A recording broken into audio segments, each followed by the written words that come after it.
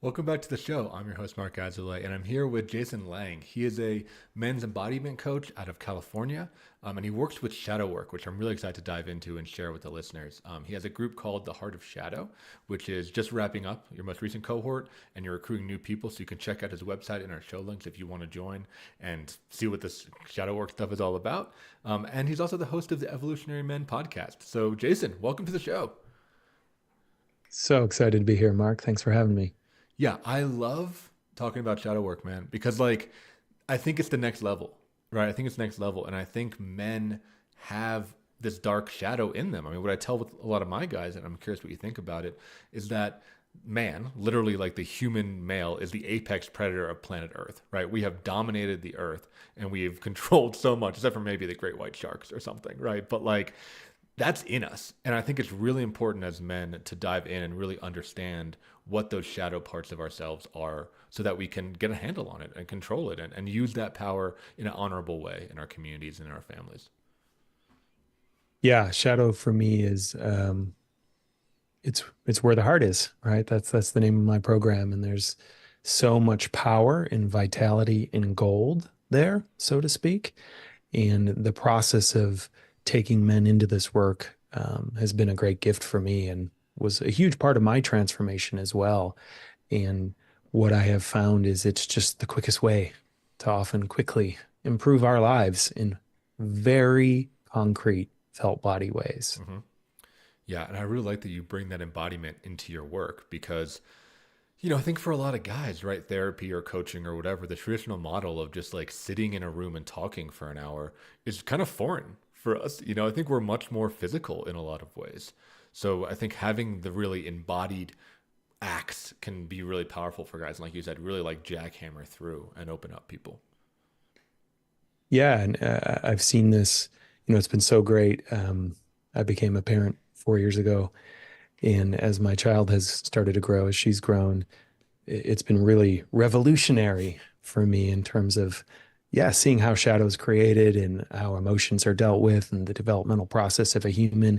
And then being able to bring that into the shadow work has been so huge because, what's so amazing about a toddler is there's no limit on their expression. Hmm. Just out of the box, it's just if they're feeling something, they express it. And it's at that age that we stop expressing things through our family system, through our culture. Certain things start to happen, and whatever it is moving through us, sometimes for good reasons. There's impulse control and whatnot, but just as often for negative reasons, we start to hold back certain things in our body.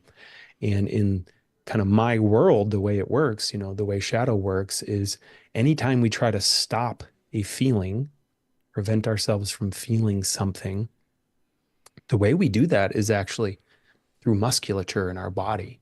We actually hold it. And, there's more and more research coming out, particularly around the fascia, as kind of being the place we store a lot of this tension. We actually store the tension in our body and then it gets held there. And what's held there often becomes the kindling then for all these things later in our life, as I say, that to me, unfelt emotion or shadow material that's unacknowledged or not connected to. Yeah, it's like kindling on the forest floor. It's this debt we have to pay emotionally. And then suddenly we're adults, we're out in the world, and somebody does something that maybe triggers what would normally be a teeny bit of anger in us, a little spark. But that little spark hits this whole pocket of unprocessed Hmm. stuff. And suddenly we're having this extraordinarily strong reaction to something that maybe didn't necessitate that. And we're like, why is this happening? Or why does this keep happening? And that often points to the shadow piece here. And that's our gateway in to what ends up being for so many men. And you work with a lot of guys, so I'm sure you see this too, of energy management is such a big thing for us men, just Hmm. feeling like we have enough energy in our system to deal with life. And every time we're holding an emotion or keeping something in the shadow, it's literally taking life force from us to do it. And as we reclaim that, what I find in shadow work is guys come alive again. We Yeah. like our vitality comes back alive. There's actual life force in our system again. Yeah, I think that's a great endorsement of doing the shadow work, right? It's like just to literally have more energy. And I see it in my work too, right? It's like you said, guys, spend so much energy clamping down, right, or censoring themselves or holding back, and there's a cost to that. So, before we dive further into the episode, I'm curious, like, do you have a quick definition of shadow, just so we can be on the same page and give our listeners something to hold on to?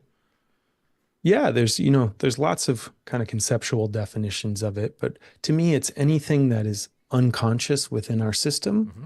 that the light hasn't been brought to, so to speak. So this might Yeah. be unfelt emotion. This might be things that we're dissociated from, we're pushing down, that don't feel okay for us to feel. And so the idea of shadow is, it's hard to see your own shadow, right? You're looking behind yourself and you're like, oh, I don't see it. Power of group work, right? Or working with a therapist or a coach is, ooh, they can often see our shadows really fast. Like, hey, do you see that thing right behind you right now? Do you realize everywhere you go, that's coming with you?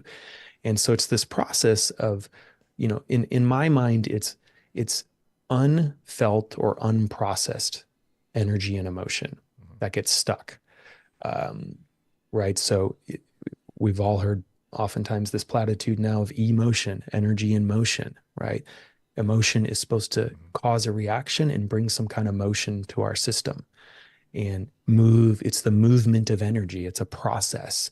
When that gets interrupted, that kind of congeals into these little pockets of shadow that are then often modifying and controlling our current behavior Mm-hmm. without us even realizing it, right? There's actually Mm-hmm. something underneath what's happening that's causing me to act in certain ways.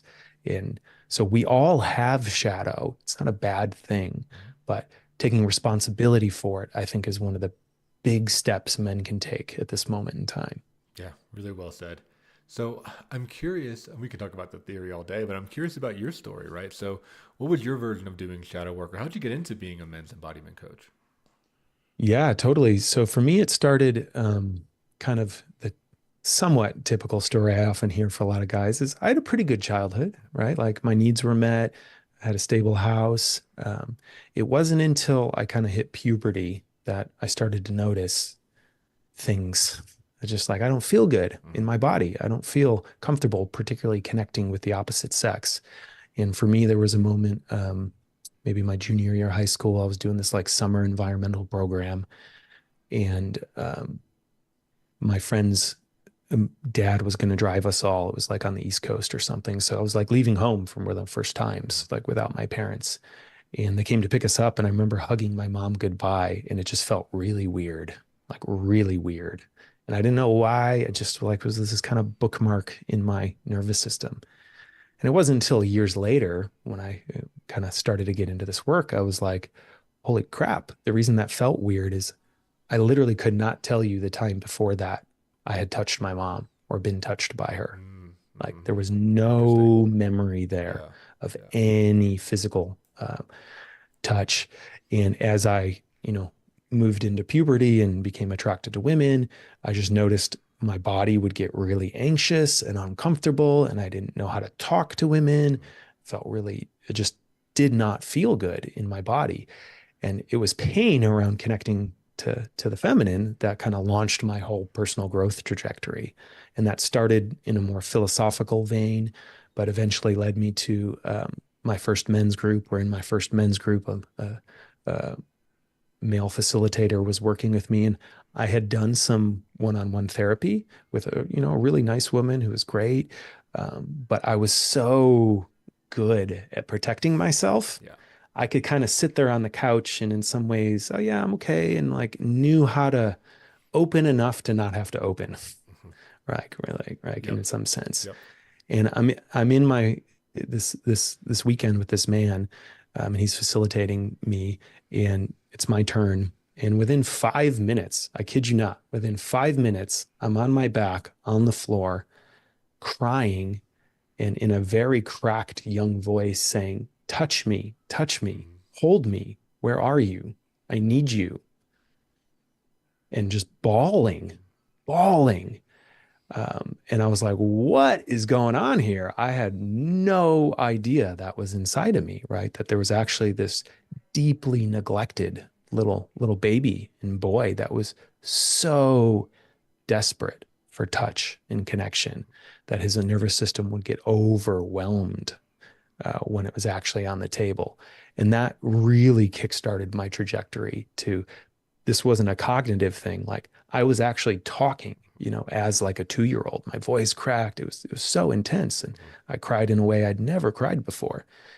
And that really started my whole process. And then I was kind of all in on men's work and doing the shadow work to the point that I tried a lot of different modalities and I've done a lot of the different things, but really what stuck with me over the years is men's groups and men's work, and specifically doing this shadow work and learning to access parts of myself that I wasn't even aware of.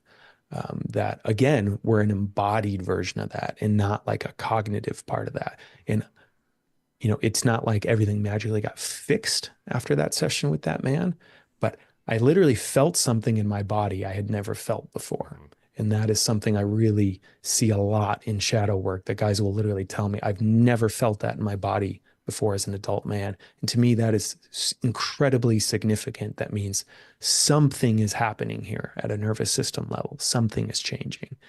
And then I just got so deep into it. At some point, I was in so many men's groups and doing so much stuff. I was like, I think I'm gonna start helping other guys because they're asking me about it, and it just kind of naturally um, transferred from there to something I also offer to other men. And I'm deeply embedded in the work still myself. So I meet with a shadow work group about twice a year of men who I've been with for about 7 years now. And I'm always peeling back the onion, so to speak, and finding, wow, there's a whole lot more there. There's a whole nother part of me there that I didn't even know about. Yeah, that's incredible. That's incredible. And I really like how visceral your story is. And I think as a lot of guys, like, we need that because we need to feel that it's real. I think with traditional Yeah. therapy and coaching, when it's all, like you said, cognitive or, what I like to call sarcastic, like validation therapy, right? Being like, oh my God, your life is so hard, blah, blah, blah. Like, as men, we're like, ew, like, what is this? Like, this is not helpful. I don't Yeah. feel anything. Like, I'm smarter than my therapist, right? Like you said, you can kind of like manipulate and dodge. But when you have something like shadow work and in your story where it just punches through everything and you have that like Mhm. cathartic experience, I'm inspired that you felt the call. That you leaned into that instead of backing away. Yeah, and it's been, it's completely changed my life Yep. like that. And I think I got lucky in a sense that I got exposed to that pretty early on. And I had this other pathway of, oh, it's really easy in our default culture to focus on the outer stuff. Hmm. Well, I need to lose weight or I need to be making more money, or like for me, the, pain around women, when it was like, actually, no, there was this deep part of my nervous Hmm. system that I had to bring some healing and wholeness to and learn to reintegrate.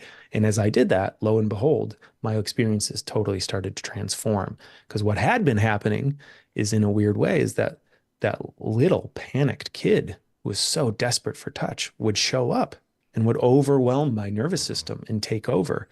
And I love my little boy now, but not particularly attractive to, a fully grown adult woman. Like Yeah. she doesn't want to be my mom, so to speak, all the time. So now that I've able to reintegrate him, I can take care of him, which sometimes requires me to ask for help and support. Hmm. But then I, the adult, am able to show up in these interactions.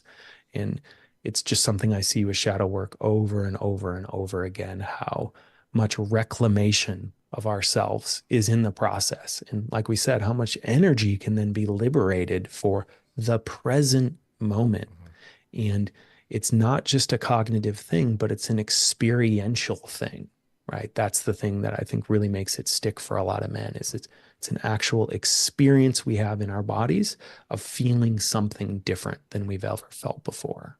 Yeah.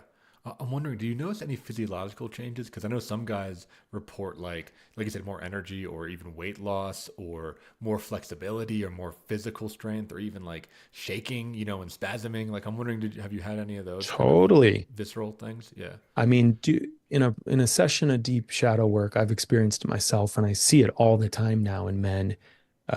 Their faces will actually change. In Yeah. particular, there'll be like a huge softening of tension in the jaw and around the eyes, and some life force comes back literally to the eyes. They glow a little bit more, but there's just an incredible softening of tension, particularly around here, oftentimes. And yeah, just more space, deeper breath, more joy comes through, right? That's the other thing, I'm sure in the work you do, but that a lot of guys don't get is it's like, our central column, our channel for feeling, Yeah. it's just one pipe, right? You don't get to pick just feel the good stuff or the bad stuff. Yeah. If you Yeah. start to clamp down on the darker stuff, the grief, the sadness, the anger, what you're actually clamping down on as well is the bright stuff, the light stuff, the golden stuff. Mhm. And so we're actually narrowing our range of feeling. And that's part of what happens for men is I can feel this or this. And then we're in this Mhm. tight little box. And when we Yeah. start to blow that open, and oftentimes the quickest way is through the shadow, going into the stuff we're afraid to feel or overwhelmed by. Mhm. And we go right in there. And suddenly, just like a tidal wave, all this other energy gets to come back online: playfulness, joy, curiosity, bodies soften, breath comes in, energy comes back. It's a tremendous experience to witness. I mean, it always just totally blows open my heart to see a man literally come alive. Yeah, I love the way you're talking about this, because I think what you really embody and what I want to mirror to you and also say to our listeners is the courage required to do this. Like you said, going into that darkness, going into the stuff that we are literally the most afraid of, and we organize our whole lives around not feeling. I think you're a great role model of being courageous, right? And like going into that with the torch held above your head and really your eyes open. And I think, one of my soapboxes is that like that is the modern war that men need to sign up for, right? Like that is the frontier, is the inner world. I'm so right there with you. We used to have to go out into the unknown of the outer world. Now the edge really is, can I face my inner stuff and can I take responsibility for everything I was handed in my lineage and in my life Mhm. right now? And it's also deeply empowering for men. That's the other thing I see is, wow, I have a lot more power than I ever realized. Absolutely. Absolutely. So we're going to move to our first commercial break. When we get back, we're going to talk more about the shadow, talk about men's groups. I'm interested also of what it means to be an embodied man in the world, right? Outside of the therapeutic or the coaching spaces, what it's like to live and kind of walk the walk. So we got a lot of great stuff to talk about. If you're listening, hang on in there and we'll see you on the other side.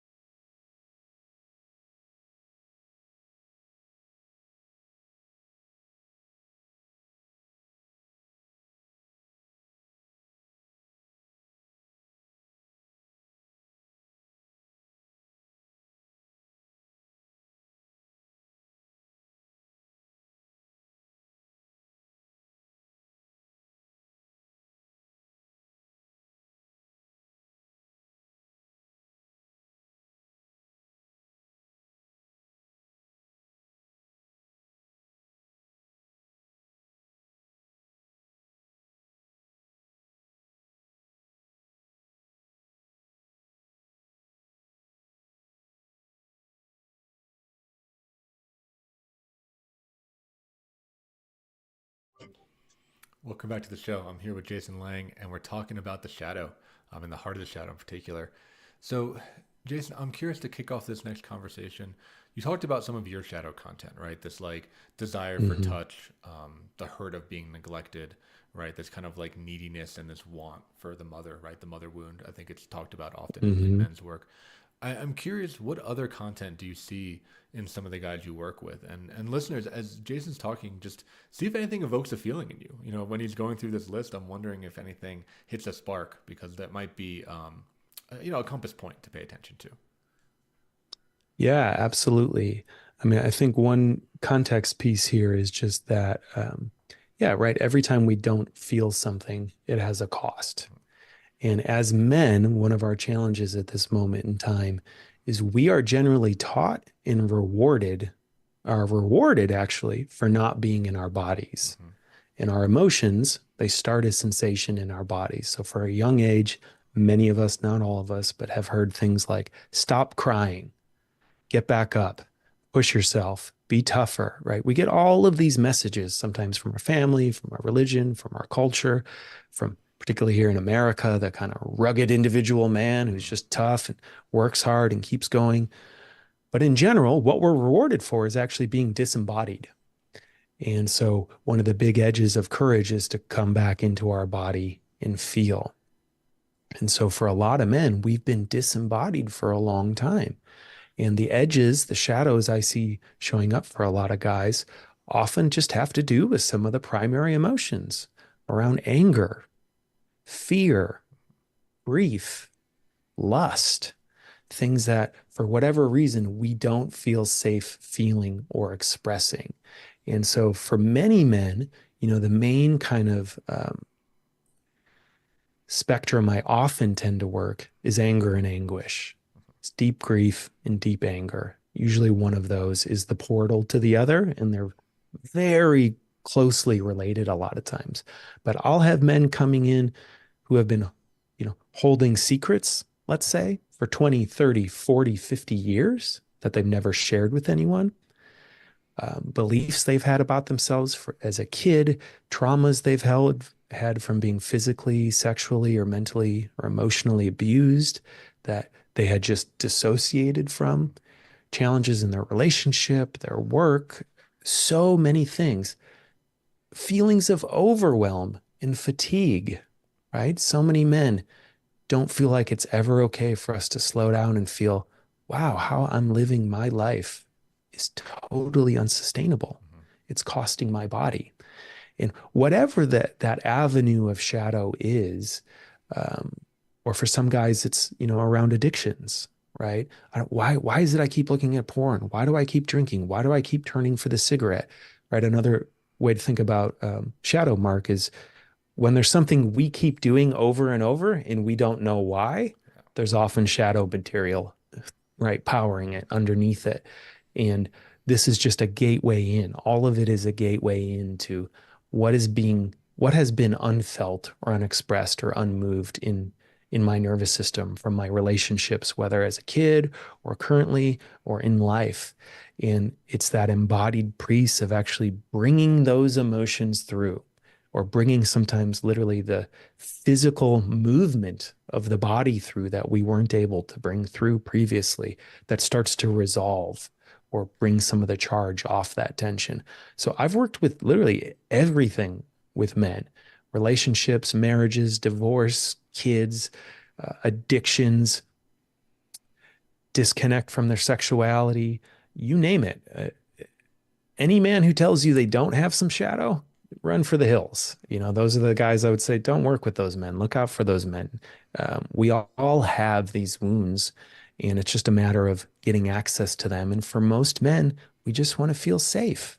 We've never been shown or taught what to do with our emotions. And like I said, we're encouraged to get away from them. So for most men, the only medicines we've ever been told are okay are booze, now kind of weed, Yeah. sex. Literally, we will ejaculate off our feelings, Mm-hmm. right? I got to get that out of my system, whatever that tension is. And we're never shown what to do with our feelings, how to be with them, how to process them. So really no end to the shadow. And one of the great joys I have in leading this work is I often have no idea where a session is going to go, right? There's maybe a little context a guy sets, but then we go in and the places I've gone with men, I mean, like blow my mind, right? You might know, like, I never would have guessed we would have ended there. But suddenly we found ourselves in something that's been a core part of themselves or their nervous system that, the beauty is once you see it, once it comes into the light, the relationship with it immediately starts to change. It might not be fixed like in a magical way, but the relationship starts to change. Yeah.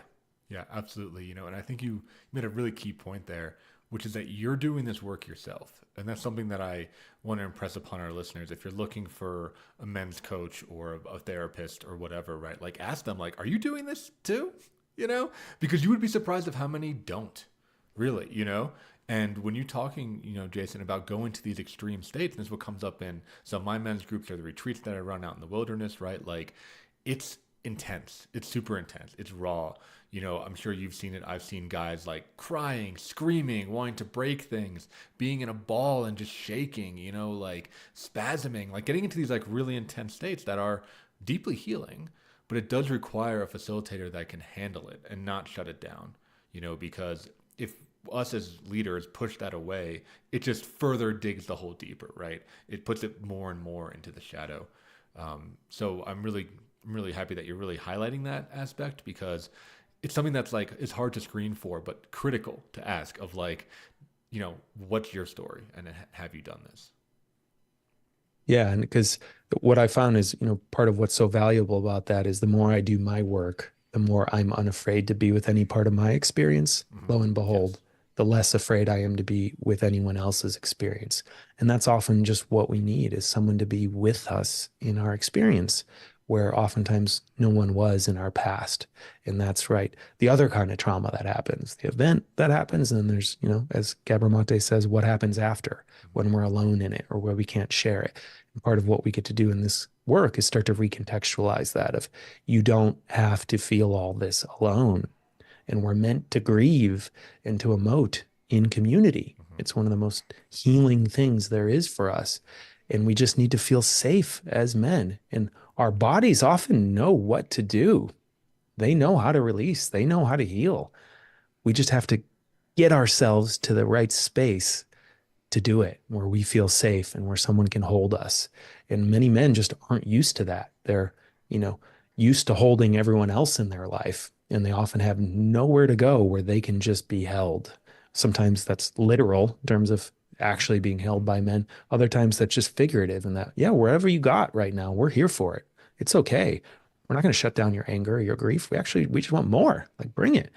And I think that's a big edge for a lot of men, and particularly what can be really powerful, men working with men or in men's groups or in men's work is there's just like a willingness to go towards the anger or the rage or the destruction or the lust in a way that we don't reduce a man to that, but we're willing to just go into that, whatever that might be. Because oftentimes, like I'm saying, there's so much gold on the other side. That's where the heart often really lies.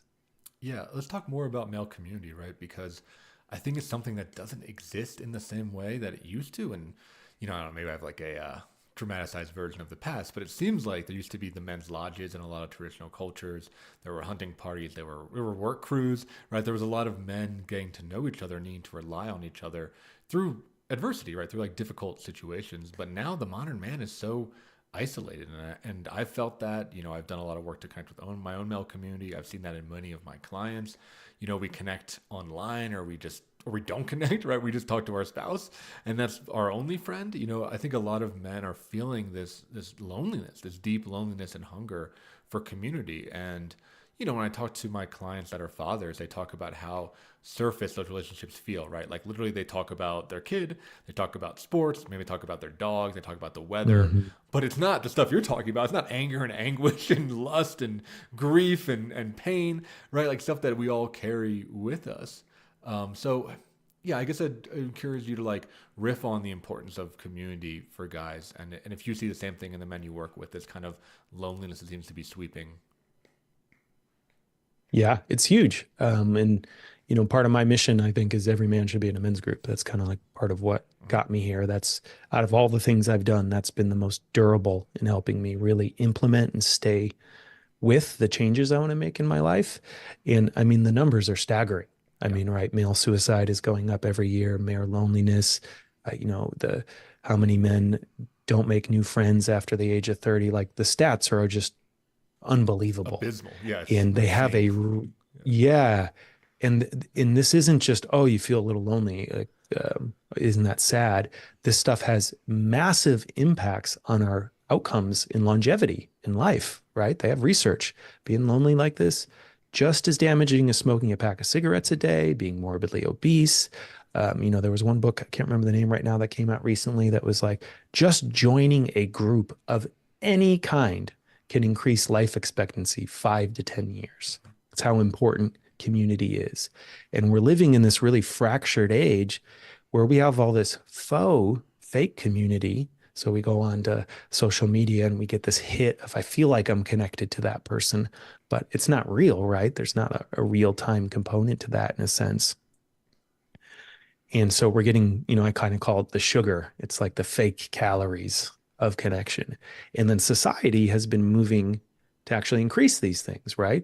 We're kind of working through COVID, work from home. People are getting, a lot of men are getting more and more isolated, not even having to go into work anymore, which can be awesome and it can be super challenging.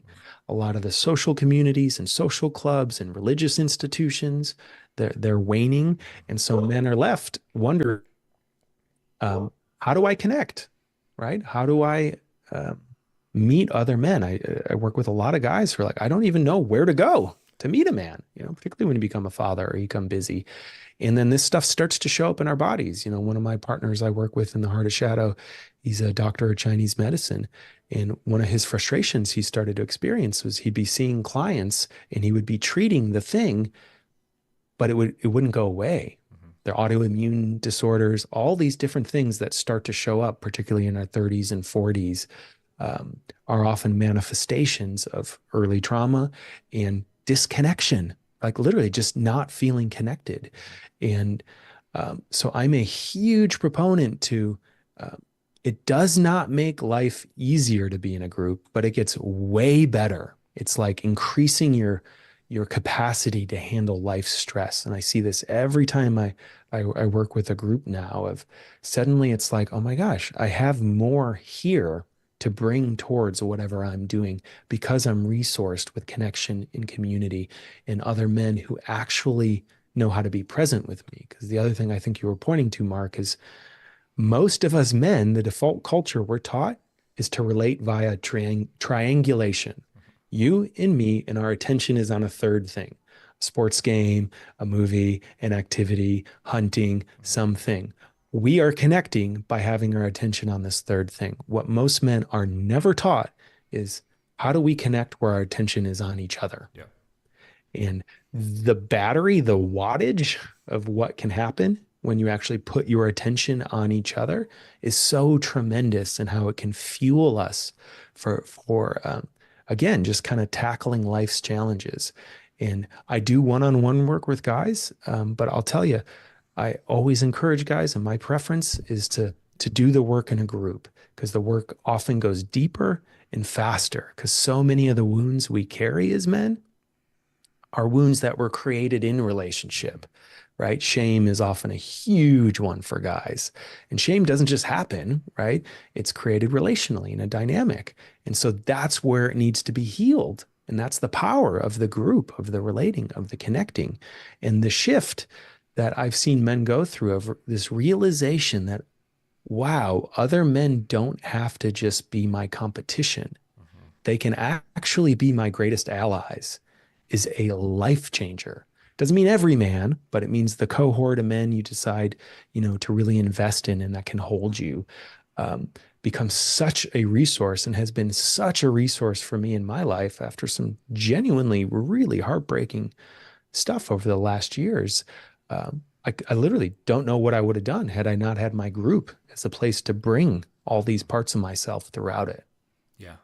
Yeah, I think the men's group thing is absolutely critical. And we were touching on this idea of kind of popping open the hood and looking at relational dynamics in vivo is so powerful, right? I mean, I have guys that are, the nice guy syndrome, right? That like have never started Yep. conflict in their life. And to be able to do that in a group, in a place where they can train is critical. And one of the metaphors I use is kind of the group can be like your MMA gym or your dojo or something, right? Where you can practice Yep. these skills and understand and get better so you can bring it out into your life, and be a better man out there. We don't have tons of time in this segment, so we might pick it up next time. But I am curious on that topic of what's it like for you to be an embodied man or an evolved man or whatever, modern man, whatever the terminology is out there in the world, right? Outside of the therapeutic life. Because I think a lot of guys struggle with that. They might really love their contained environment, but they struggle bringing it into their day to day. Yeah, it's something I'm really passionate about, particularly in the heart of shadow, that it's easy to go to the monastery and become enlightened, to be in the marketplace, in the family, in the day to day. That's where the real hard work is. And I tell guys this on retreat every time. I'm like, as challenging as this was, the retreat's the easy part. The hard part is how do you bring this back into your life? And that's where an ongoing, persistent group can be so transformational, a touch point of people you can keep checking in with that can keep reminding you who you are, what you want, and where you're going. And um, for me, the lesson I've just had to learn over and over and over again, and I've been doing this stuff for 20 years, Mark, and still fall prey to it, is I'll avoid feeling something, sometimes for days, weeks, sometimes months, man. Mm-hmm. And then I finally, through a group, I go there, and on the other side, I'm like, oh my God, that was so much easier. That took 5 minutes sometimes, literally like 5 minutes, Yeah.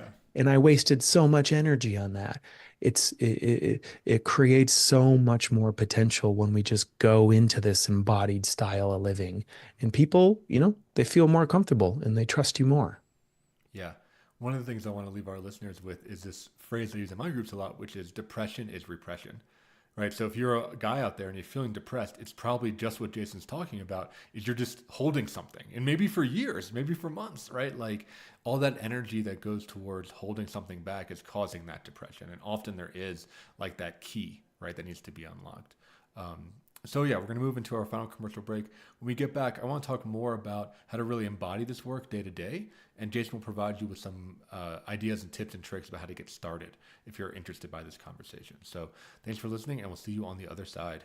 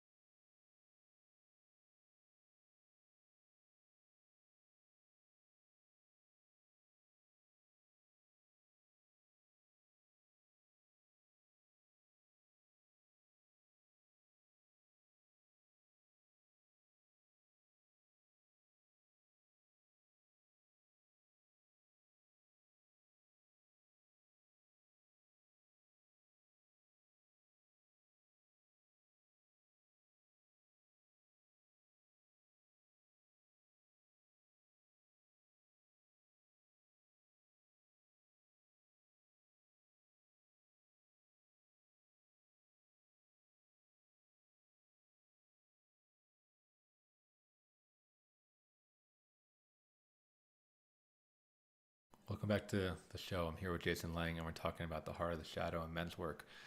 Jason, where we left off before the commercial break was talking about really how to live this stuff, right? How to embody it, how to bring it into life.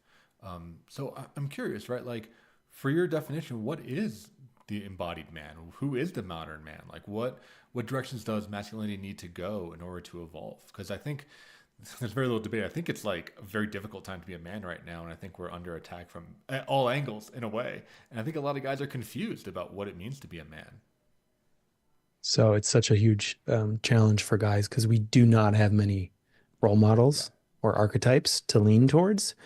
Um, but what I've kind of settled on is I break it down into three parts. The man we want to become or step into starts with a grounded presence where you're connected to your body, you're connected to your power, you're connected to your sexuality, and that's all online, right? And you're really here, you're really present. Mm-hmm. And then we pair that with an open and sensitive heart that is actually available for connection and relating. And then on top of that, we cultivate a deep awareness to know what's most important for me to pay attention to in any given moment. And when we have all three of those things, kind of what I say is the evolutionary man, we're kind of unstoppable, right? Where we have the power, we have the balls, we have the fire, we have the heart, we have the sensitivity, and we have the awareness. And where so many men get stuck is they've only seen the kind of macho jerk, Mm-hmm. the my way or the highway, just totally reactive man. And so a lot of those guys react to that and go to the nice guy of, well, I'm going to shut all that down, be very sensitive, be very safe, highly attuned to other people the whole while they're dying inside, right? Not getting their needs met. Or we're just completely overwhelmed and distracted by the onslaught, like we said, of technology and stuff right now. Mm-hmm. So when we cultivate all three of those, what we have are extraordinarily powerful, grounded, present men. And when I say power, I mean the capacity to name and know what we want and to move towards it in our life. Mm-hmm. Like that's a man who's in his power. He's identified what he wants and he's moving towards it. It's not even about getting it, but he's moving towards it. He's taking action. And when we do that as men, we feel very, very alive and very, very empowered. And it takes training to cultivate those two. And why, again, I love groups is for a lot of men, it's the first place they see or get to experience an embodied transmission of, wow, that guy is totally in his tears right now, his grief. Mm-hmm. And I still feel his strength. He's not collapsed. He's not defeated. Like he feels even more here. I trust him even more because of his tears. Or there's a man who's bringing his fierceness, his boundary, his no. And I don't feel afraid. I still feel his heart. I still trust him. We start to get these actual experiences in our body of what this other kind of masculinity can look like. And that was the first place I saw it, right? That man that facilitated me was the first man. I was like, he was in his 60s at the time. And I was like, whatever that is, I want that. Mm-hmm. How you're moving, how you're breathing, how you're relating to people. Like, what is that? What did you do? And that kind of pulled me in. So for men, we're carving this new model of what it means to be grounded, to be open, and to be deeply aware. Yeah, the words that keep coming to mind as you're talking is responsibility and respect. This idea of taking responsibility for our traumas, for our shadow, and owning it, and not coming at it from a place of weakness or a victim mentality of like, oh, poor me, look what happened to me, blah, blah, blah. But being like, yeah, this happened. It sucks. I'm going to feel it. I'm going to heal it. And I'm going to show up better because of it. I think that is a deeply masculine kind of, model. And respect, right? Being able to respect another man. You don't have to agree with him, right? You don't have to like follow him. But I think respecting the grounded and rootedness is critical, and I think a lot of men don't respect other men and don't respect themselves. And I think it does take experiences like exactly what you're talking about, retreats, men's groups, men's work, shadow work, to be able to truly feel respect for another man instead of this kind of like fake placating nice guy thing that I know so many of us can fall into. Yeah. And it's, one of the other powerful things I see about a group and where there's a type of activism that can happen here, particularly around the shadow work of every time we see one man step deeper into his authenticity or his feeling or his truth, it actually makes it easier for other men to do it. Mhm. So you probably see this in retreats. I see it in group all the time. One man goes, and another man goes, and it's just like they start to pop. It's like, oh my God, I didn't know it was okay to feel that, or I didn't feel safe until I saw you go. And then I thought, well, I'm not going to half-ass it. I'm going all the way in. And it becomes a real act of leadership to say, I'm going to feel first. I'm not going to wait, right? I'm going to be the one to go deeper here. And part of the, cultural narrative I'm trying to change that, you know, I realize there's a little bit of paradox here, but is real men feel everything, Yeah. right? We're just willing to go right into what it is and all that machismo and man box and tough culture. It's like, you tell me who's more afraid, the man who's scared to death of his tears or the man who will go right into them, just go right into it. And so a real man has the capacity to be with anything, to be with anything, any emotion, any feeling, any experience. And we need a lot more men who are willing to be with everything, in my mind. Yeah, I think that's true. I think a lot of the cultural pains that we're feeling is from afraid men. It's from men that haven't touched that shadow, who haven't gone into that darkness, that don't know who they are, even, right? That are just kind of operating almost like robots, right? Just kind of like playing out these scripts without feeling anything and without understanding like the impact of what they're doing, just listening to the cultural messages or messages of the generation before them. So I agree completely. I think it is a wonderful mission to get every man to a men's group, and there is a big advocacy piece of like we need it, the world needs it, our country needs it. Like we're drowning here. So I'm curious, Jason, if some guys listening and they're inspired, right? Where can they start? What's one thing that they can do right now to start to do some of this work? Yeah, one really simple exercise that I often give guys is just to start to notice what bothers you in other people, right? There's certain people or certain behaviors that bother you that often cause some kind of reactivity. That is the gateway in to shadow, right? Often what's unresolved in ourselves, we'll see or be hyper aware of in other people. So we start to see who triggers me or what triggers me in the world. And then we can start to journal and what's underneath that, right? How do I do that too? Or what does this man have that I don't want to have? Or this person have that I don't want to have? But it's just starting to become conscious of our reactivity, of our triggers, of what bothers us. Because as one of my teachers, said that I just love this is your angst is your liberation, right? Those little pings, that is the doorway in. That's, why we call it the heart of shadow.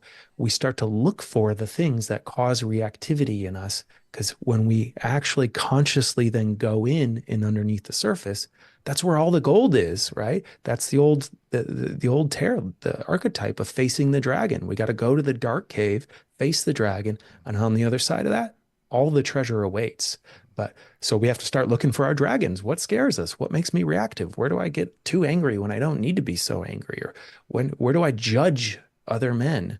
Or where do I project on other men? And you just start journaling this. What bothers me? Where do I get reactive? And as that stuff starts to accumulate, that's when, yeah, there's a certain amount of work you can do with yourself, but I'd really advise you to work with Mark or find a group or someone or who can kind of guide you through that process of you've identified these different things. Now let's go in at a deeper level and see what's really happening underneath. Yeah, totally. I mean, the word that comes to mind is stalk your fear.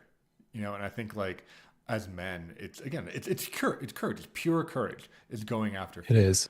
and using that as a marker forward rather than as something to run away from. And that takes time. I mean, I've had cowardly moments. I'm sure you have. I think every man has had moments. But the idea is stepping up more often than not, right? And continuing to get back on that horse and using that as a signpost of, wow, there might be something here for me instead of staying in that comfort zone. Because shit, man, it is so easy to be in the comfort zone these days. And I think guys are aching and hurting because they've been trapped in that comfort zone. Yeah, we discover who we are as men by going into the unknown and doing hard things. The hard thing is often just staying present in the unknown.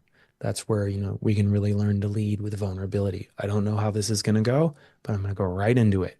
And that breeds a certain self-confidence and trust in ourselves of, oh, I can do these things. and I can feel these things. This is the thing I see in shadow a lot as well, Mark, is at first there's this like back well. It feels like a tidal wave. Like I'll have, men say to me like, oh no, I'm afraid that if I feel that it's going to overwhelm me and I'll never come back. Yeah. And we learn to go in and titrate and start to feel some of that. And then, there's certain wounds that are always going to be tender, but we can metabolize a lot of that. And what it allows us to do is to start to move more towards real time in life, where we discover, the paradox is, the phrase, that which we resist persists. Anytime we avoid a feeling, we actually generally empower that feeling to keep happening. And the quickest way to help a feeling pass is to go right to it and touch it completely and directly. And this is what blows a lot of men away, but I'm talking about sometimes 2, 3, 4 minutes, and something can change. When we actually be with the experience in our nervous system directly, it does not often last forever. There may be waves and you come back to it, but it's often so much more just faster than we even imagine when we really connect to the energy underneath. Yeah. Yeah. And what I want to say to guys, kind of piggybacking off what you said, is, I call it like the wall of no, right? But there is this like big resistance to it. And it often is like a house of cards, just like you said, right? Like once you walk up to it and you touch it, the whole thing falls apart. But it seems really intimidating Mhm. from far away. And what I want to communicate to listeners or guys that are interested in this is like every single guy I've ever worked with, including myself, has that wall of no. It doesn't mean that you're a coward. It doesn't mean that you are weak. Because I think that intimidates a lot of people. I think they shouldn't be afraid. But it is something that's rooted in a real reason. Maybe it's childhood trauma. Maybe it's, long term conditioning. Maybe it's a need that you didn't even know you had that never got met. But like feeling that wall of no and overcoming it, you start to make friends with that wall and realize, like, okay, this is part of the process. And if I can just keep overcoming this thing, I'm going to keep finding the gold in the cave, like you said, Jason. Yeah, absolutely. And I still feel resistance sometimes when I go to do shadow work, and I'm like, Oh, I don't really want to go there, but every it's time. just I part don't of think I it. don't think that goes Yeah. anywhere, right? Yeah. That's just part of it. Yeah. And being in a good group that you work with over time, just deeper and deeper trust starts to emerge. And the deepest trust I've now had develop in myself is, oh, I don't have to worry if shadow material comes up or conflict comes up. I've moved through it enough times where I know I can get through it. So might as well turn into it faster now, right? And it's just that process of more and more moving towards that real time and reclaiming so much more energy and vitality in my marriage, in my relationship with my daughter, in my relationship with my friends. Mhm.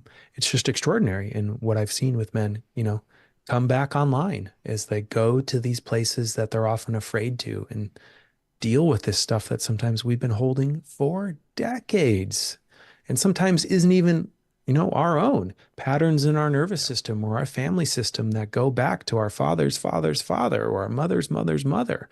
And we have this unique, incredible opportunity in time right now to have the resources to like actually tilt the karmic, needle, so to speak, in a different way of, wow, how that happened. It ends with me. Like I'm ready to change this. I'm ready to grieve. I'm ready to get angry or whatever that might be. And that's, what I'll just close with is the most powerful way I think men can lead right now is just taking responsibility and doing their inner work. Mhm. And that will change the world. I agree. This is what the world needs. This is what men need. So, Jason, it's been a wonderful conversation. Where can people find you online if they want to learn more about you or work with you or join one of your groups? Yeah, you can check me out at evolutionary.men. So it's not .com, but .men. And on there, you can find my social media profiles. I have my own podcast. You can also go to heartofshadow.com if you want to join the waiting list for our next cohort of that, which will be coming up later in the year. Fantastic. Well, all that stuff will be in the show notes if you're listening. Thank you again so much for being on the show. And if you're listening and you think that someone needs to hear this, please share it, like it, give it to other people. I think men need to hear this message, especially this episode with Jason. Just letting them know that they're not alone, right? And that they can plug into a community of men that need it. If you're interested in seeing what we look like, we just started doing a video version of this podcast. You can find that on YouTube and our website, www.menstherapypodcast.com. So thank you, Jason, again, for being on the show. So great being here, Mark. Thank you so much for the work you do. And thank you, listeners, for tuning in. And we'll see you next week, another episode of the Men's Therapy Podcast.